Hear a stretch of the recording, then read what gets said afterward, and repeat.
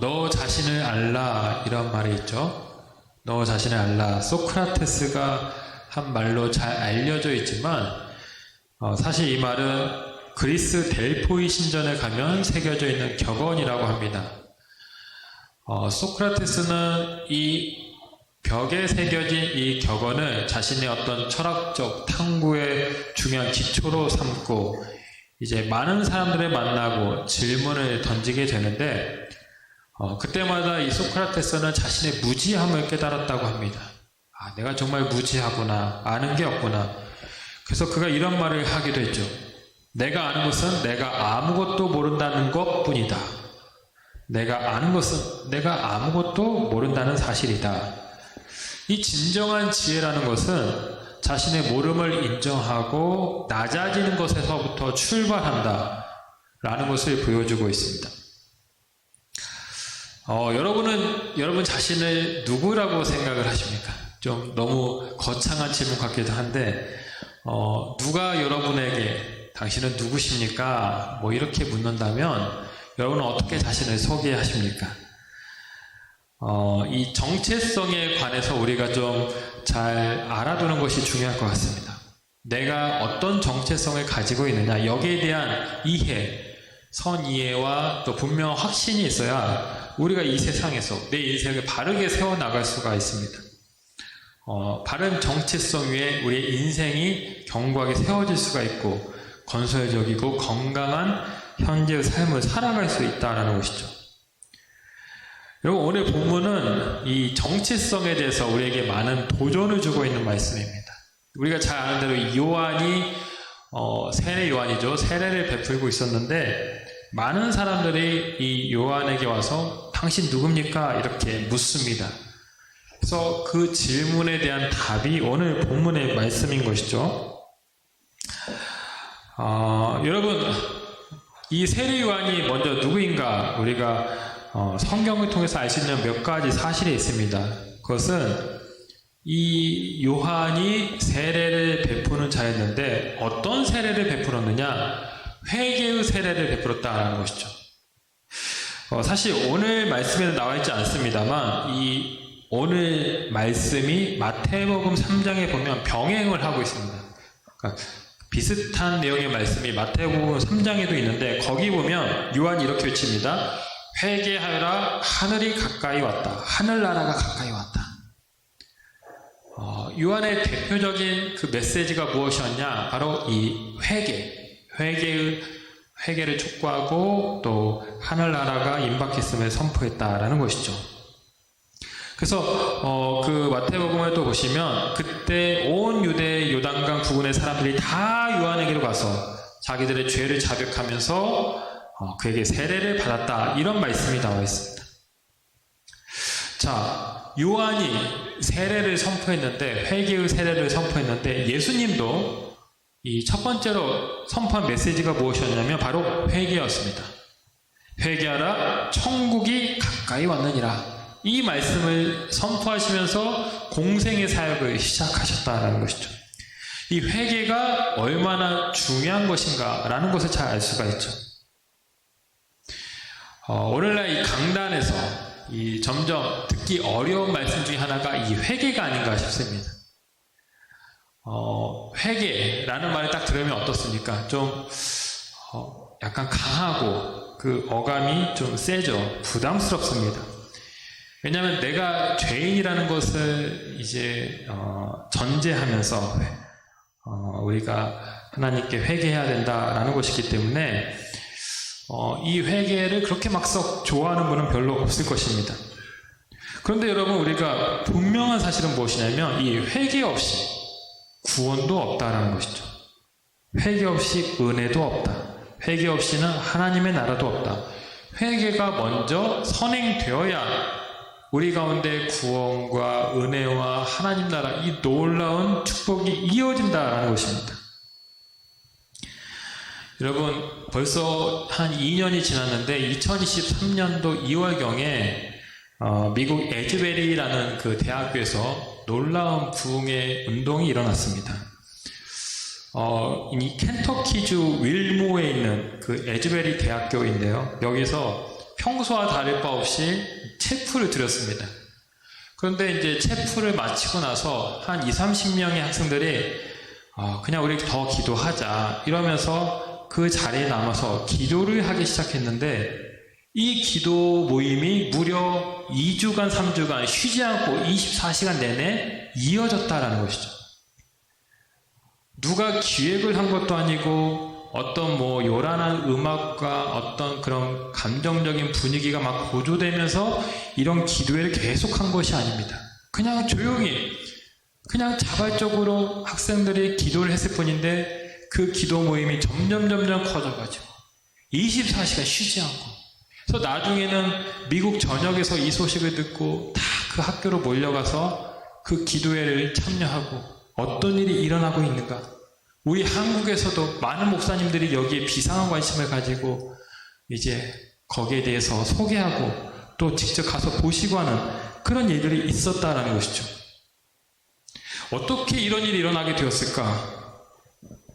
많은 사람들이 중요한 한 가지 전환점이 그때 있었다라는 것을 말하고 있는데, 그것이 무엇이었냐면, 한 남학생이 이제 초기에 기도하는 가운데 자신의 죄를 고백했다라고 합니다. 그 죄의 고백 이후에 그 기도 분위기가 완전히 바뀌면서 기도의 그런 놀라운 부흥의 역사가 일어나게 되었다라는 것이죠. 여러분, 우리나라 평양 대부흥운동 기억하시죠? 1907년도 평양 장대현교회에서 시작된 이 예배가 한국 교회 전체적으로 확산이 되면서 놀라운 부흥이 일어나게 되었는데, 이때도 철저한 회개가 있었습니다. 길선주 장로님이 회중들 앞에서 자신의 죄를 고백했죠. 1년 전에 자기 친구가 이제 죽음을 앞두고 있는데, 이 아내가 동계산을 잘 못하니까 좀 대신 재산 정리 좀 해달라고 하면서 이 돈을 이제 부탁했는데, 이 돈을 정리하면서 한 100달러 가량의 돈을 사취했다라는 것이죠. 그것을 꼭꼭 숨기고 있다가 회중들 앞에 고백하면서 내가 죄인입니다. 그리고 그 돈 전액을 친구 아내에게 돌려줬다고 합니다. 그래서 이 눈물의 자백이 있은 뒤에 놀라운 인자가 있어서 그날 밤 예배 후에 한 600명이 남아서 밤이 새도록 간절히 기도하고, 그게 시발점이 되어서 놀라운 부흥의 역사가 일어나게 되었다는 것이죠. 그리고 이보다 더 앞서 1903년도에는 하디 선교사의 그 부흥이 회개가 있었습니다. 이 하디 선교사님은 1890년대 그 캐나다에서 오신 의사 겸 선교사였습니다. 이분이 원산 지역에서 선교 활동을 했는데, 이 선교 사역을 하지만 성과가 너무 미미해서 답답했습니다. 또 한국인들을 무지하고 미개한 존재라고 여기면서 자신의 어떤 선교의 실패를 한국인 탓으로 돌리고 있었습니다. 그런데 1903년도 이 원산에서 열린 사경회에서 이 하디 선교사님이 자신이 영적으로 얼마나 교만하고 내가 얼마나 한국인을 무시하고 또 내 안에 얼마나 사랑이 없었는지를 그가 깨닫게 됩니다. 그래서 그가 철저히 회개하게 되죠. 문제는 한국인이 아니라 나에게 있습니다. 내가 죄인입니다. 이렇게 고백했습니다. 이 사건이 바로 원산 대부흥으로 이어졌고, 이것이 평양 대부흥운동의 어떤 기폭제 역할을 한 것입니다. 회개가 이렇게 놀라운 영적 각성 부흥의 원동력이 되었다는 것입니다. 여러분, 회개하라. 참 우리의 가슴을 치는 어렵고 힘든 말이긴 하지만, 이 회개는 사실 은혜입니다. 이 회개를 통해서 우리가 주님께로 돌아설 수가 있죠. 주님과 동행하는 삶을 살도록 도와주는 것이 회개입니다. 그래서 회개는 사실 축복이죠. 우리가 자기 전에 손과 발을 씻지 않고 그냥 주무시는 분은 거의 없을 것입니다. 우리가 이렇게 날마다 청결함을 유지하기 위해서 손과 발, 목욕을 하듯이 우리가 주님 앞에 꼭 해야 될 영적 습관이 무엇이냐? 바로 이 회개라는 것입니다. 거창하게 회개하는 것이 아니라 오늘 하루의 삶을 돌아보면서 하나님께 우리가 기도하며 나아갈 때 우리의 심령이 깨끗해지고 정결해지는 것이죠. 여러분, 이 회개를 통한 영적 부흥의 은혜가 우리 가운데 있길 간절히 축복합니다. 자, 이 본문 말씀으로 다시 돌아가시면 사람들이 요한에게 묻죠. 당신은 도대체 누구입니까? 누구입니까? 자, 그럴 때 이 요한이 뭐라고 대답을 합니까? 요한이 뭐라고 대답합니까? 요한은 누구든지 그리스도를 이제 그가 30절에서 말하죠. 내가 전에 말하기를 내 뒤에 온 사람이 있는데 나보다 앞선 것은 그가 나보다 먼저 계심이라 한 것이 이 사람을 가리킴이라. 사람들은 이 요한을 가리켜서 생각했습니다. 저가 혹시 메시아가 아닐까? 왜냐하면 많은 사람들이 그런 기대감을 가지고 있었습니다. 계속 구약에서 메시아를 예고하고 예언했기 때문에 언젠가 메시아가 올 것인데 도대체 언제 오실 것인가? 도대체 누가 메시아일 것인가? 이런 궁금증과 기대감을 늘 가지고 있었는데 이 요한이 늘 많은 사람들을 이렇게 끌고 다니면서 놀라운 메시지를 선포하고 많은 사람들로 하여금 회개하도록 하니까 저 사람이 메시아가 아닌가? 그런 생각을 하고 있었다라는 것이죠. 그래서 메시아 아닙니까? 당신이 그 메시아입니까? 라고 말했는데 그렇게 물었을 때 이 요한은 뭐라고 말하냐면 우리가 오늘 읽은 본문 23절 말씀을 보면 그는 말합니다. 나는 선지자 이사야의 말과 같이 주의 길을 곱게 하라고 강에서 외친 자의 소리로다 하니라. 나는 누구냐? 광야에서 외치는 자의 소리입니다 라고 대답을 하고 있습니다. 주님을 전하기 위해서 내가 부름받았습니다. 나는 주님을 전하는 하나의 소리입니다. 이렇게 자신의 정체성을 드러내고 있는 것입니다. 여러분, 이것이 요한의 두 번째 정체성입니다. 그는 회개를 촉구하는 그런 회개의 놀라운 사도였고, 그는 또 많은 사람들이 주님을 알 수 있도록 주님을 증거하는 그런 주님의 사도였습니다. 주님을 전하는 소리로 살았다는 것이죠. 여러분, 우리가 회개하고 우리 자신을 성결하게 했다고 한다면 이제 그 다음에 우리가 해야 될 일이 무엇이겠습니까? 이 요한처럼 우리도 삶의 광야로 나가야 됩니다. 광야에 외치는 자의 소리. 우리도 광야로 나아가서 소리로 살아가는 것이죠. 여러분, 지금도 이 세상을 가리켜 우리가 광야라고 말할 수 있겠죠. 물론 이스라엘의 그 어떤 광야, 어떤 흙과 바위와 이런 사막과도 같은 그런 지형의 그런 시대는 아니지만 영적으로 보면 이 세상도 광야인데 많은 사람들이 이 광야에서 지금 정처 없이 헤매이며 씨름하며 그렇게 낭망하며 살아가고 있습니다. 주님을 알지 못한 채 그렇게 소망 없이 그렇게 살아가는 쓸쓸한 인생들이, 광야 속에서 살아가는 인생들이 너무나도 많다는 것이죠. 이 요한이 광야에 외치는 소리가 되어서 주님을 나타냈는데, 오늘 우리는 마찬가지로 이 광야 같은 세상 속에서 지금도 주님을 알지 못하는 자들에게 주님을 전하고, 그래서 그들이 어둠에서 빛으로 나아갈 수 있도록 해야 된다는 것입니다. 요즘 사람들이 SNS를 참 많이 합니다. 핸드폰을 통해서 수많은 종류의 SNS가 있죠. 그것을 이제 합니다. 맨날 핸드폰만 보고 고개를 숙이고 이렇게 핸드폰만 바라보니까 이제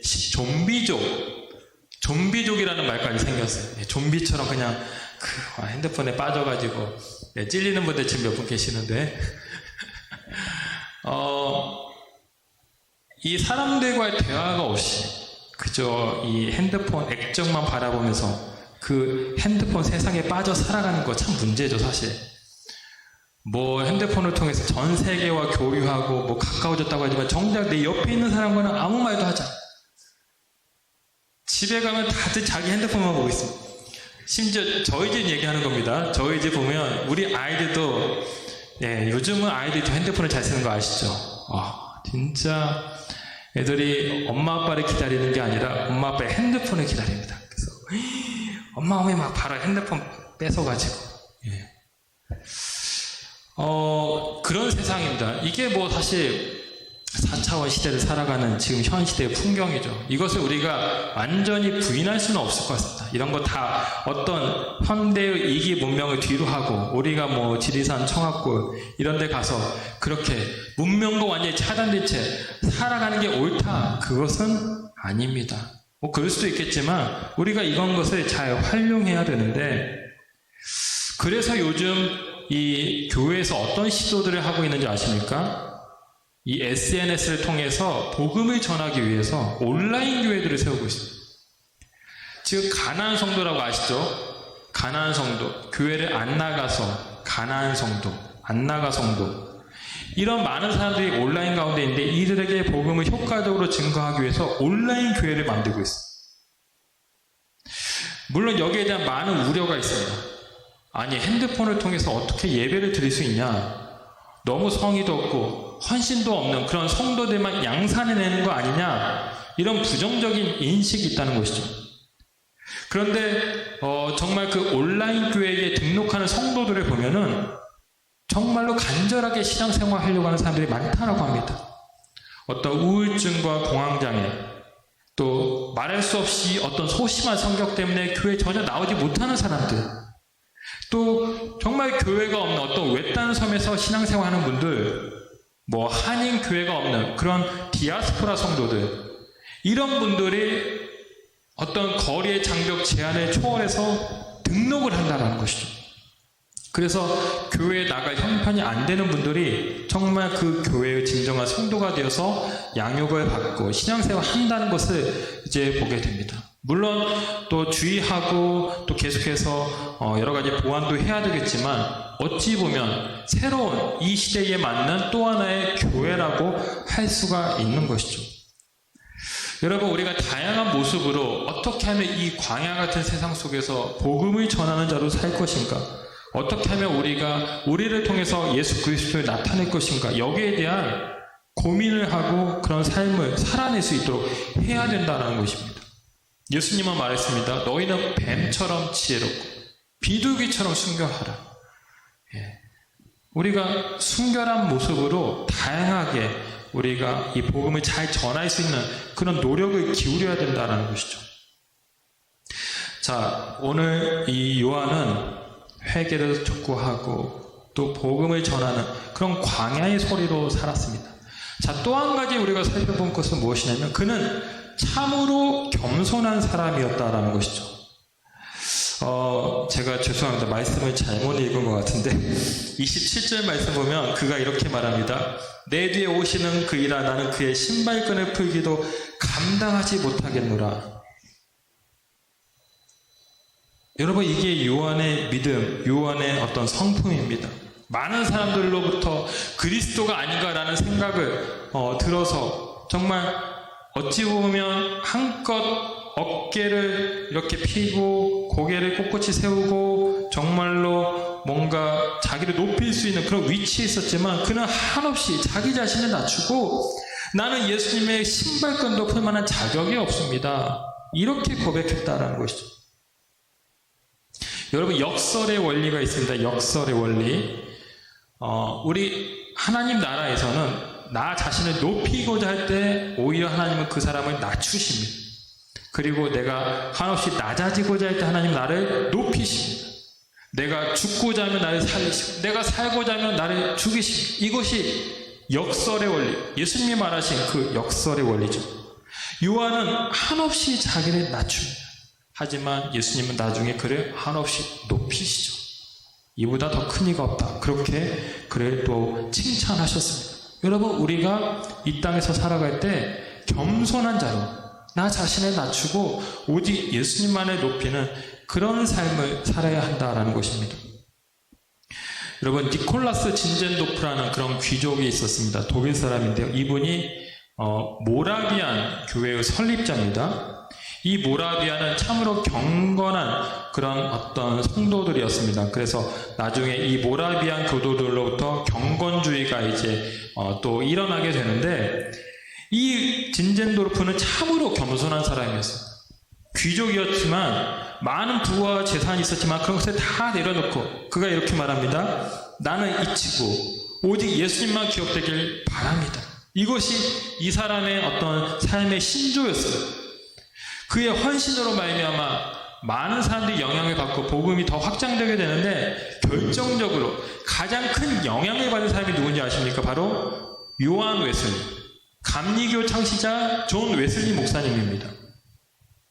1735년에 이 존 웨슬리가 미국 조지아주 그 식민지의 선교 활동을 위해서 배를 타고 가고 있었습니다. 근데 갑자기 풍우가 몰려와가지고 다들 막 혼비백산하면서 이제 죽게 생겼습니다. 그래서 두려움 가운데 있는데 저쪽 배 한켠에 한 무리의 사람들이 너무나도 평화롭게 모여서 찬송하면서 기도하는 모습을 보고 큰 충격을 받습니다. 자기는 지금 죽을까봐 두려워서 벌벌 떨고 있는데 오히려 저 사람들 정말로 태연하게 평안한 모습으로 기도하는 사람들, 도대체 저 사람들이 누군가 알고 보니까 바로 모라비안 신자임을 깨닫게 되죠. 그래서 이 웨슬리 목사님이 그 미국 선교를 다녀온 다음에 그 모라비안 교도들과 계속 교류를 하게 됩니다. 그들에게 큰 영적 도전을 받아서 깊은 교제를 갖게 되고, 그 이후로 이 요한 목사님이, 존 웨슬리 목사님이 그 유명한 올더게이트 그 거리에서 주님을 만나면서 회심하게 되고 진정으로 주님을 만나게 되면서 이제 감리교가 창설되는 결정적 그런 역사가 일어나게 됩니다. 모라비안 그 창시자 진젠도르프의 그 겸손한 믿음, 겸손하지만 그 실천적인 그 영성이 그 웨슬리 목사님의 잠자던 신앙을 깨우고 복음이 더욱 확장되는 결과를 가져온 것입니다. 여러분, 우리가 오늘 이 요한의 고백처럼 정말 아무 형체도 없지만 남들에게 주의 복음을 전가하고 주님을 나타내는 그런 소리로 살면 참 좋겠다. 하나님 참 기뻐하시겠다. 그것이 우리의 정체성이 되어야겠다라는 생각을 해봅니다. 우리가 복음을 전하고 주님을 전하는 그런 아름다운 소리로 살아갈 때 하나님은 우리를 통해서 영광 받으시고 이 광야 같은 세상을 하나님은 하나님의 나라로 그렇게 변화시킬 줄로 믿습니다. 우리는 하나님의 복음을 증거하기 위해서 부름받은 이 시대의 세례 요한과도 같은 자들입니다. 여러분, 이 요한의 정체성은 여러분들이 품으시고 또 본받으셔서 이 땅에서 날마다 회개의 삶을 살아가시고 예수 그리스도를 증언하고 또 겸손한 주의 제자로 살아가시는 은혜가 있기를 주님의 이름으로 축원합니다.